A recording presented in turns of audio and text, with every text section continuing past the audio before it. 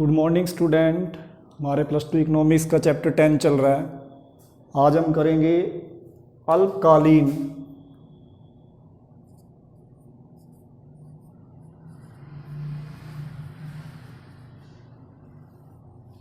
संतुलन की स्थिति में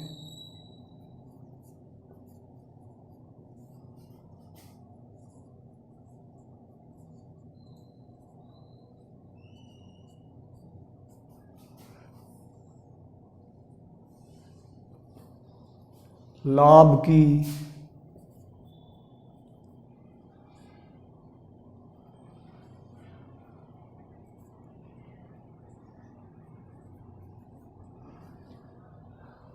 विभिन्न संभावनाएं।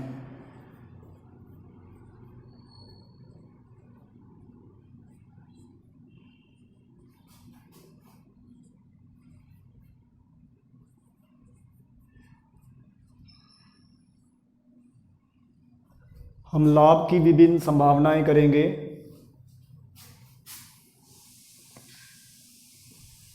अल्पकालीन संतुलन की स्थिति में लाभ की विभिन्न संभावनाएं, तीन संभावनाएं हो सकती हैं इसमें। नंबर 1, असामान्य लाभ।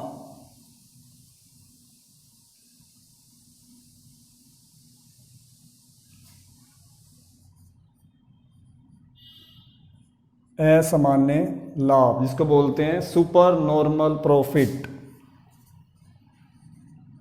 Super normal profit.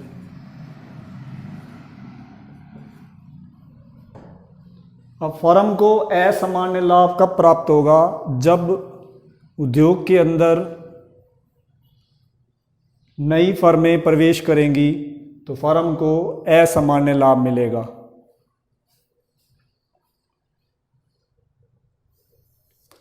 अब इसका एक डायग्राम देखो।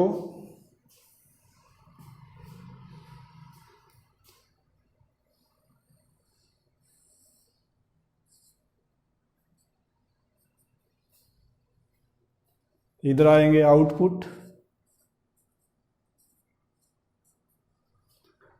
OY शो करेगा रिवेन्यू और कॉस्ट।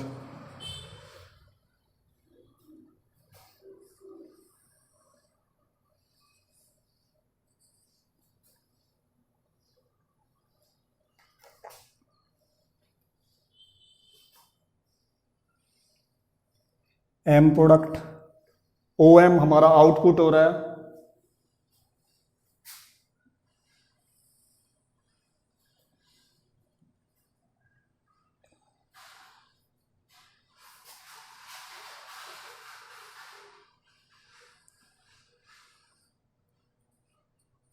AC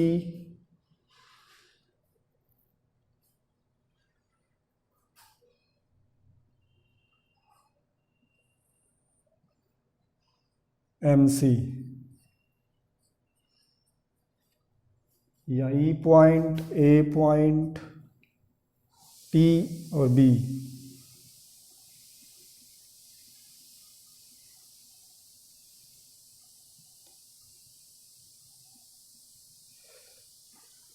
अब चित्र में देखो डायग्राम में कि फर्म संतुलन की स्थिति में कब होती है? जब दो शर्तें पूरी होती हैं।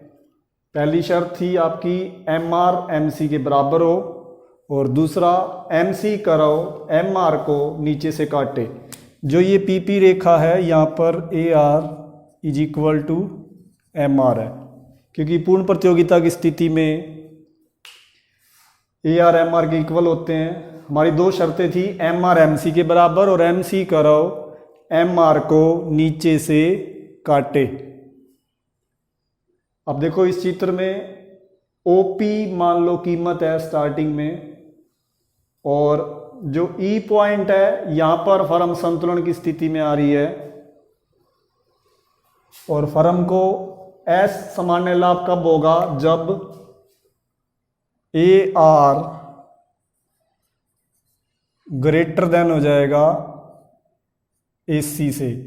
Average cost average revenue average cost से ज़्यादा हो जाएगी। औसत आगम औसत लागत से जब ज़्यादा हो जाएगी तो फर्म को असामान्य लाभ मिलने शुरू हो जाएंगे। जैसे पॉइंट ई पे तो संतुलन बिंदु है क्योंकि यहाँ पर एम आर एम सी के बराबर है और एम सी करो नीचे से काट रहा है। अब इसमें देखो ए आर कितना है, हमारा ए आर है एवरेज रिवेन्यू। देखो एवरेज रिवेन्यू है ई एम और एवरेज कॉस्ट औसत लागत है ए एम। अब यहां पे देखो ए आर तो है ई एम और ए सी है ए एम और इनका डिफरेंस क्या है ए ई। ये आपका है असामान्य लाभ, सुपर नॉर्मल प्रॉफिट।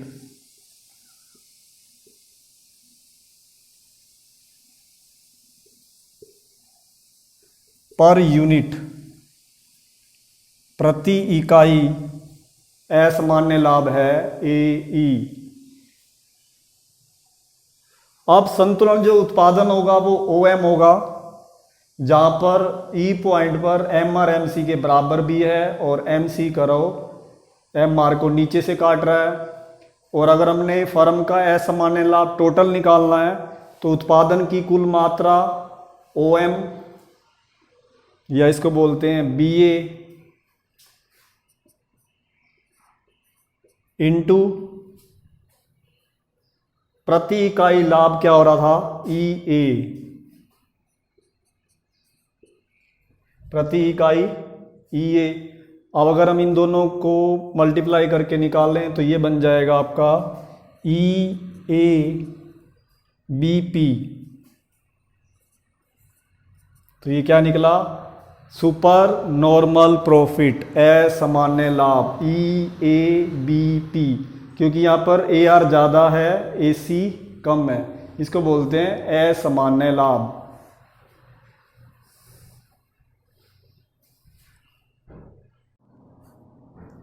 अब हम करते हैं दूसरी स्थिति।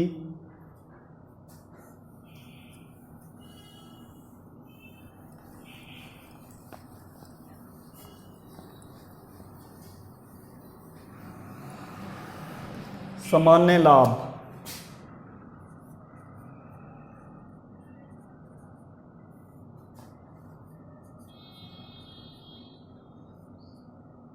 Normal profit.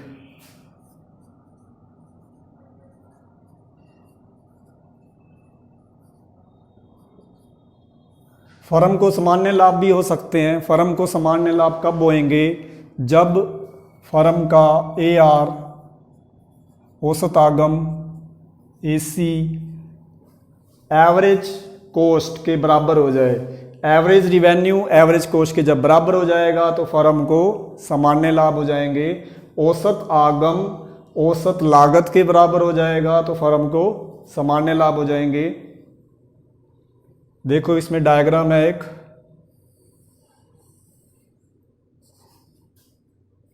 ओ एक्स ओ वाई, इधर डाल दो आउटपुट, इधर रिवेन्यू और कॉस्ट।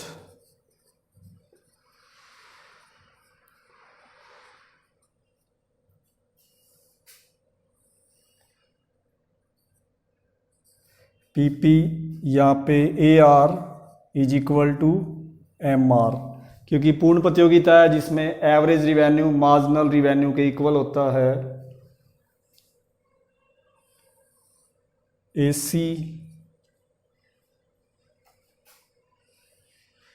M C.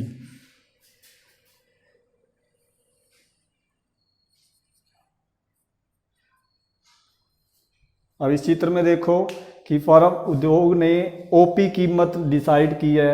इसी कीमत पर सभी फर्मों को अपना माल बेचना पड़ेगा क्योंकि पूर्ण प्रतियोगिता है। ओपी कीमत पर जो ए आर एम आर है वो दोनों बराबर हैं।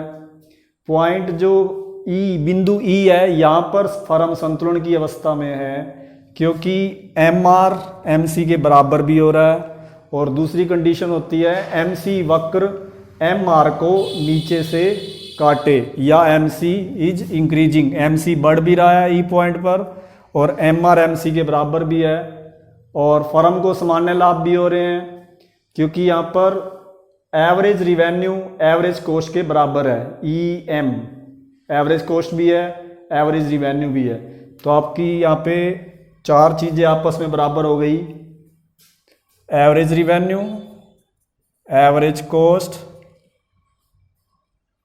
Marginal revenue, marginal coast.